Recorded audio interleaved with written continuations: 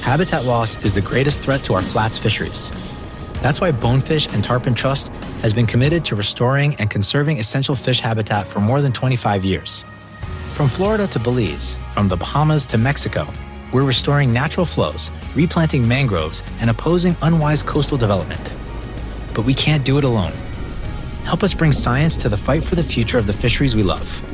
Become a member today at btt.org. The world moves fast. Your workday, even faster. Pitching products, drafting reports, analyzing data. Microsoft 365 Copilot is your AI assistant for work. Built into Word, Excel, PowerPoint, and other Microsoft 365 apps you use. Helping you quickly write, analyze, create, and summarize. So you can cut through clutter and clear a path to your best work.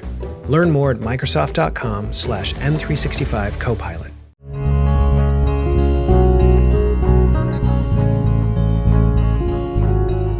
Welcome to the Casting Across Fly Fishing Podcast. I'm Matthew of castingacross.com, where I explore the quarry and culture of fly fishing. Go to the ant, O sluggard, observe her ways and be wise, which, having no chief, officer, or ruler, prepares for food in the summer and gathers for provision in the harvest. How long will you lie down, O sluggard? When will you arise from your sleep? A little sleep, a little slumber, a little folding of the hands to rest. Your poverty will come in like a vagabond, and your want like an armed man. That is a section of Proverbs that may be the most scathing rebuke for the lazy person that immediately came to mind. That was, politically correct and PG-13. We're talking about laziness today, specifically lazy fly fishing habits. And as I was driving back from skiing today, thinking about this podcast episode, I immediately knew that this was going to be part one of at least 2 or 3 parts of a series of lazy fly fishing habits. Things that you shouldn't do because you don't have to do them. You only do them because you're being lazy. And when I say you, I mean us. I mean me. These are things that I catch myself doing when I know better. And a lot of times, really, that's what laziness is. It's not, you're not lazy if you don't do something you can't do. You're lazy when you don't do something you can do, something you should do, something that would make life so much better. So we'll dive right into it. Here's the first one that I know that I've gotten a lot better at, and so this is me starting off at a high note, not super convicting. Don't be lazy and just tie a fly on to your leader. What do I mean by that? One of the things that is so important when you present your fly, which of course the presentation of a fly has many parts to it. It has to do with where you're standing. It has to do where you think that fish is going to be. It has to do with anticipating where you need to put your fly so that it gets to a proper point for that fish to eat it. So if it's a dry fly, it's going to drift over that fish. If it's a nymph, it's going to sink down. If it's a streamer, you can strip it across that fish's face or whatever it may be. But there's one thing that you can control, and not doing it is just lazy, and that is your leader, okay? Your leader is a vital variable within the greater presentation of the fly. A lot of times we think that as long as I can get that hook eye onto that tippet, that fluorocarbon, that monofilament, I'm okay. That's enough. Well, that's not true. If you go back into my archives and you read any decent fly fishing book that, talks at length about leaders and tippet and formulas utilizing those things, it's very, very clear that the presentation of your fly can either be helped or hindered, and hindered significantly by your leader. So I still utilize knotless tapered leaders for a lot of my trout fishing. For saltwater and for bass, I like to tie my own because I just think it's very, very simple to do that, and I buy big spools of fluorocarbon for those things. But for trout fishing, and I've talked about this quite a while ago, and I think even more recently than that, I will take a knotless tapered leader and I will trim it down because I love the butt section of a knotless tapered leader to be the foundation for the leader formulas that I employ.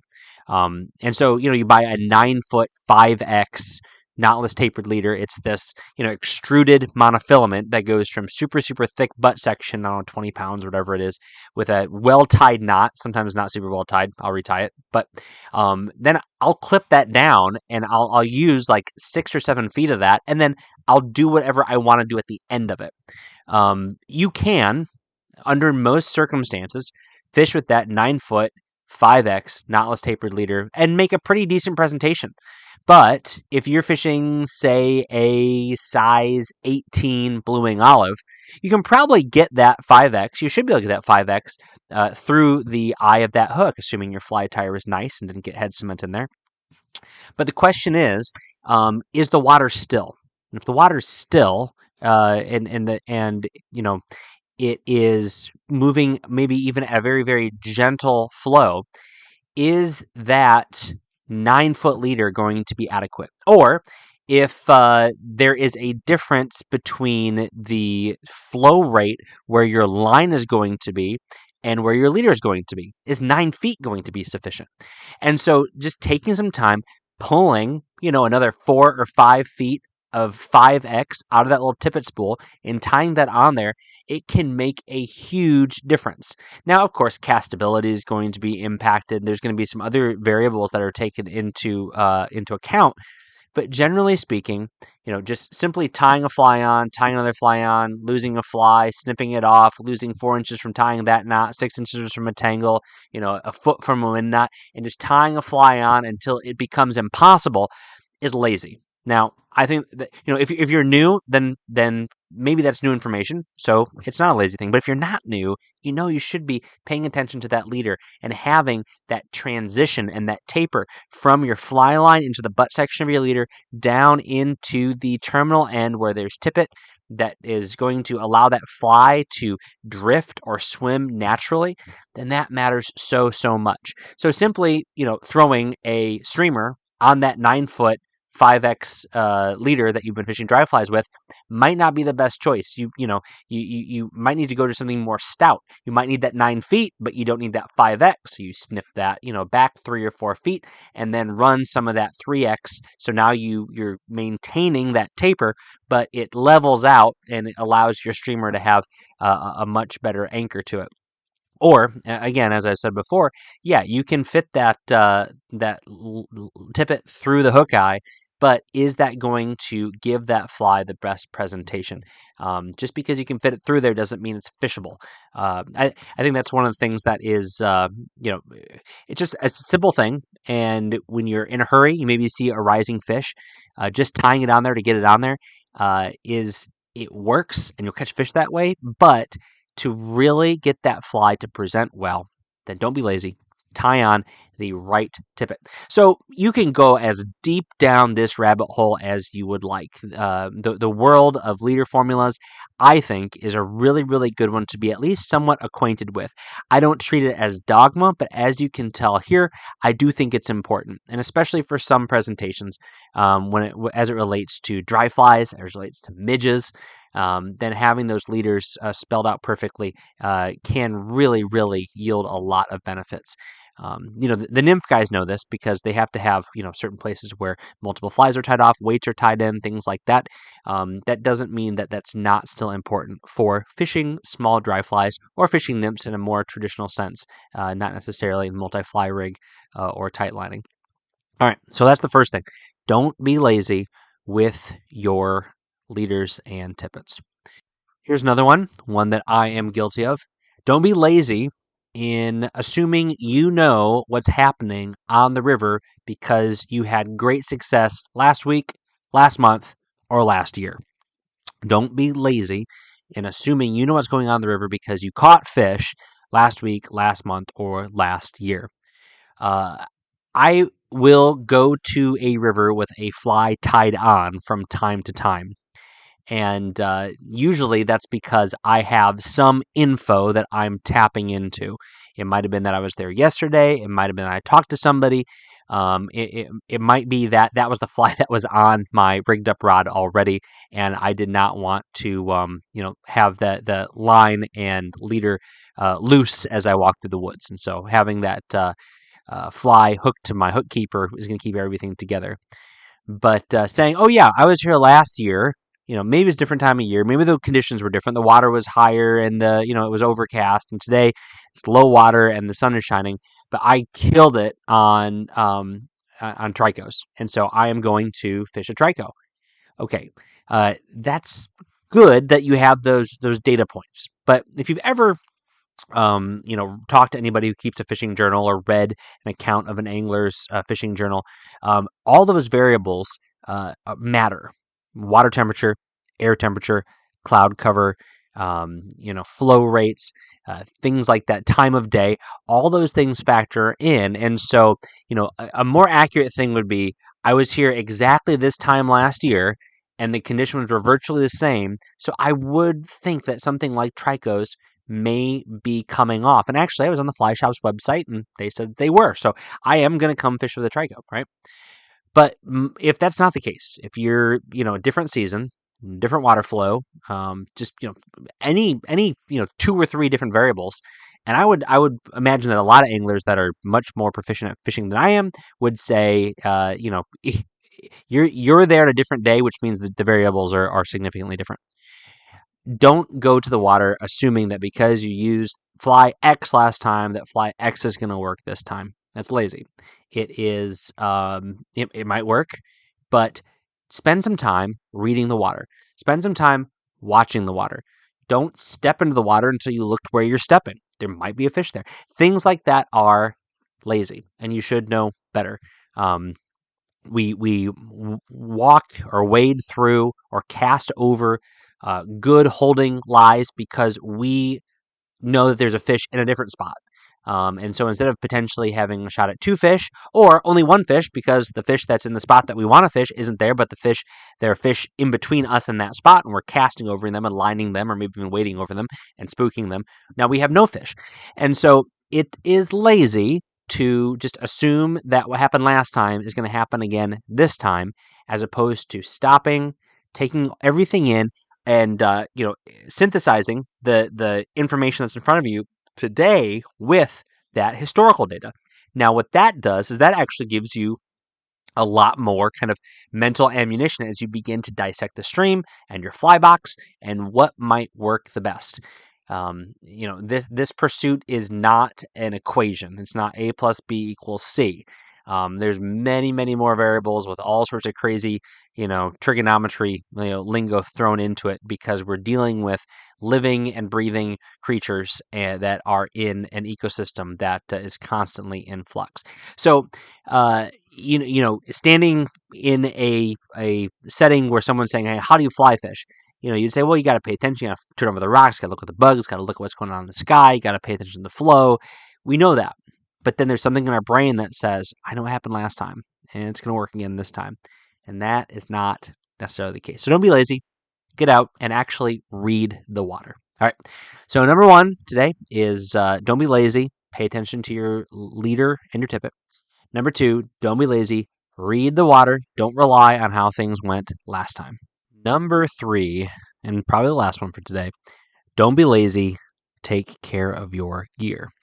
So I actually had a pair of waders fail on me this year. And this is the first pair of waders I've had in, I've been buying waders for over 25 years now that have failed on me. Now, I've fallen down and put holes in waders. I've put hooks through my waders, but I've never had a seam that just has a problem. And I really want to call this brand out, but I'm going to be nice, right? This shouldn't happen because they're kind of oversized. I actually use them for duck hunting more than anything else. They're oversized, and so there shouldn't be additional stress on the seam. I'd be kind of cool if the leak was in a random spot because of the extra fabric and there being like a crease there, and so that wears a little bit more. But the seam was totally fine. That's not on me. So I went to town on some UV cure and some other patching materials. So we'll see what happens next season. And probably it's gonna be worse by the time September Goose rolls around. But anyway, but that got me thinking. I don't have gear fail on me very much. I had a pair of wading boots from a great brand that pooped out on me similarly, and that was really surprising to me because I am not like obsessive about my gear. I just take care of it. I take care of my stuff. I take care of my firearms. I take care of my fly tying equipment. I take care of my books. I take care of, my stuff, right? And I just don't have things that fail on me in the way that people often say their gear fails on them. I'll give waders as an example. Dry rot. There's no reason to have dry rotted waders unless you put them away wet, or you keep them in a bad environment, or you have them stored on the floor of your garage or something like that. Hang them up. They're going to last so much longer. And so don't be lazy. Take care of your stuff. Now, I'm not saying that if you're fishing every day, that you need to every day pull everything out of your car, hang everything up, put every fly back in the fly box, put every fly box in the cabinet, hang your vest up, hang your waders up, take your boots out, no. But generally speaking, take care of your gear. Make sure that nothing is being stored wet if it doesn't have to be stored wet. Wading boots will break down and degrade if they are stored wet, and they stay wet. In the summertime, I keep them out and I keep them in the sun just enough to get them to dry out. Then I put them in the garage and let them dry out that way. The waders I throw over like a trash can, or I hook them over a tree in the yard in the shade so that they dry out, and then I hang them up inside. I take my flies, and if a fly box got submerged because I waded too deep, then driving home, I just leave that fly box open, or when I get home, I leave that fly box open and make sure that there's no excess moisture in there. I take the flies that are in my, like my fleece fly patch, or I use the fly trap fly holder, or, if they're on one of the little magnetic dealies that I have, and I make sure that they're put away so that they're not exposed to things, and they don't get rusty. Just taking a minute and looking at all your stuff, making sure that it's dry matters so much. Popping open the reel, making sure there's no moisture in there, making sure there's no grit in there, just looking at it real quick, and even just blowing on it. A lot of times if I'm fishing and when I land a fish, my reel goes underwater. By the time I get back to the car, things are dried out, but every once in a while, I will put take my reel and just pop the spool out of the frame, lay it down. If there's like true moisture, shake it, give it a good blow, and then let it sit in my trunk or wherever as I'm driving home. Usually by then things are dried out, as opposed to just throwing it in its pouch, thinking, "Oh, I'm taking care of it because I'm throwing its pouch." Well, if there's water in there, if there's crud in there, then that's not going to be good for it. So just taking a few minutes. Same thing with your rod. Is there fish slime, or is there dried plant matter on the cork? It's not going to cause the cork to just completely decompose and fall apart within hours, but that kind of treatment, if that's what you're going for, if you want your cork or your fly rod to look like grandpa's, then by all means do it. But if you want it to stay in good shape, then just give it a quick wipe down.